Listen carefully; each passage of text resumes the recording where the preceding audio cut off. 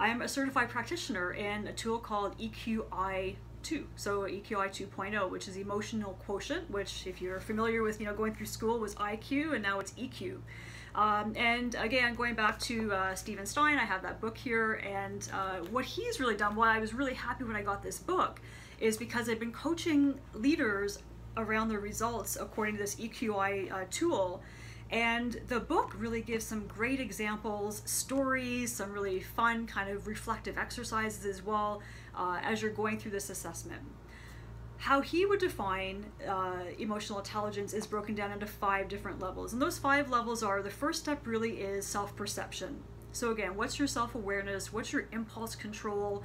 What are you watching for there? But really, we're all icebergs. There's things that happen above the iceberg, the tip. That's the part that you'll see with me. Right now you're seeing the tip of the iceberg and what I'm actually expressing, which is the second step.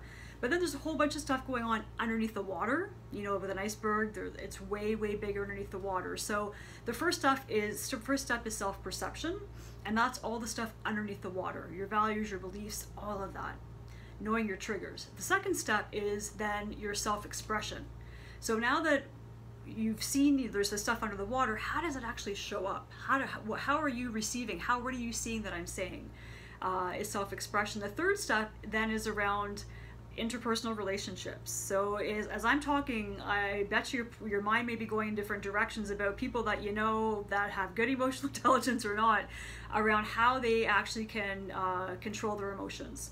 So the third step then gets into interpersonal relationships, and of course, depending on how your own triggers and how you show up has a big impact on relationships. The fourth step is around decision making, and decision making really is that ability to be able to solve problems and make optimal choices, and really to be able to manage your emotions as you're going through that decision making.